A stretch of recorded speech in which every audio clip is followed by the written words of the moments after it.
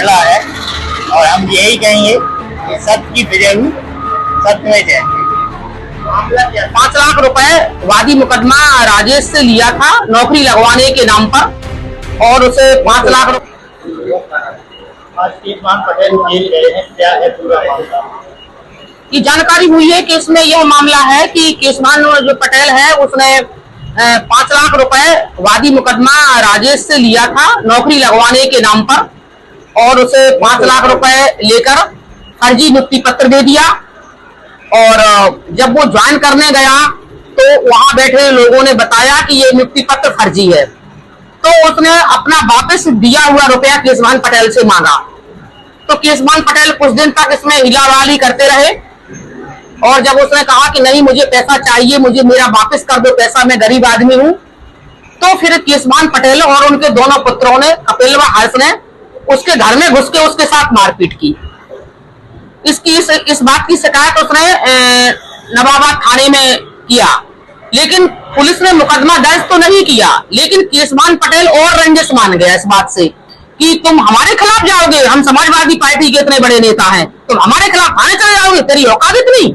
और इन्होंने फिर उसको दोबारा लाठी डंडे सरिये से दोबारा उसके घर गए और उसकी फैमिली के सामने इन लोगों ने उसको मारा पीटा और केशवान पटेल ने उसके सर पे सरिये से प्रहार किया और एक पुत्र उनका एक हाथ पकड़े था और दूसरा पटेल पुत्र उनका दूसरा हाथ पकड़ेगा और उसके सर पर जोरदार प्रहार किया, उसका सर फट गया और वो लहूलुहान होकर मरणासन हो गया। इसके बाद उसकी फैमिली उसे मेडिकल कॉलेज लेके गई। मेडिकल कॉलेज में जो डॉक्टर वगैरह रहे होंगे उनने उसका इलाज किया। पुलिस को भी बुलाया मेडिकल कॉलेज वालों ने कि ये इस तरह से मैटर हो गया, क्योंकि जब इस तरह कोई मरणासन होता है तो पुलिस को लगता है कि सूचना है पुलिस को कि नहीं है, तो पुलिस को बुलाया गया मौके पर, लेकिन कोई सूचना के बावजूद भी पुलिस नहीं पहुंची और उसका ट्रीटमेंट हुआ। ट्रीटमेंट होने के बाद वो थाने गया तो थाने में भी उसका मुकदमा दर्ज नहीं हुआ।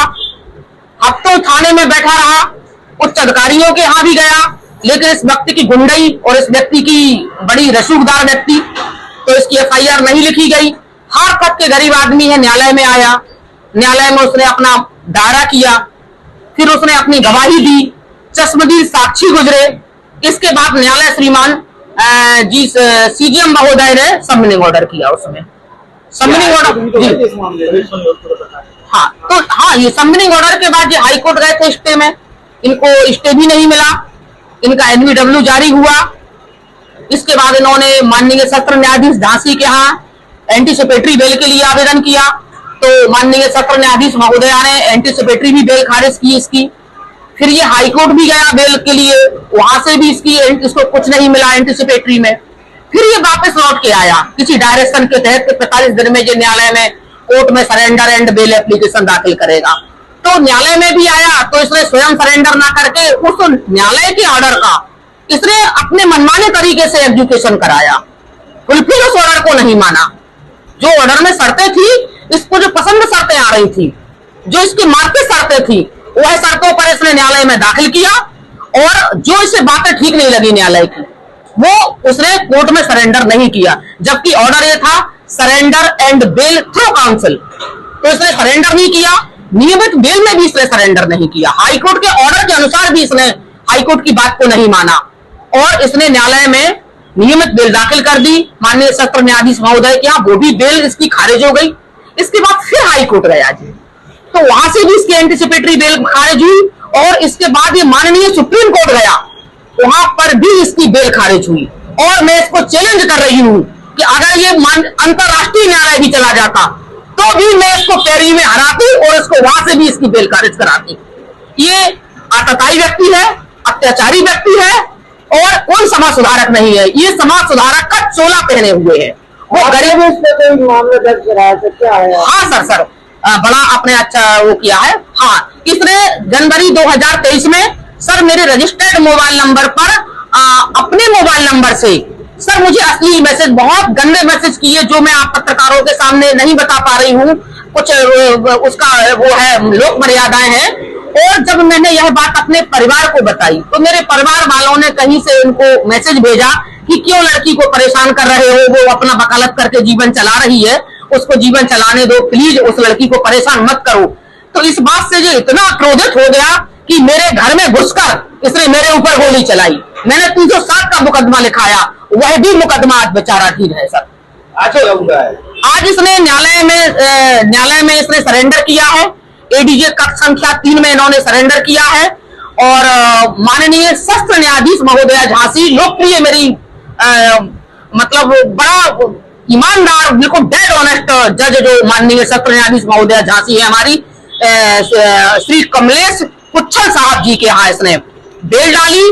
और बेल में भी इसने रिलीफ मांगा कि हमको बेल दे दी जाए, लेकिन न्यायालय ने सारी दलीलें सुनते हुए भी इसकी बेल को मंजूर नहीं किया है। और इसकी बेल में 24 जून इसमें डेट लग गई है।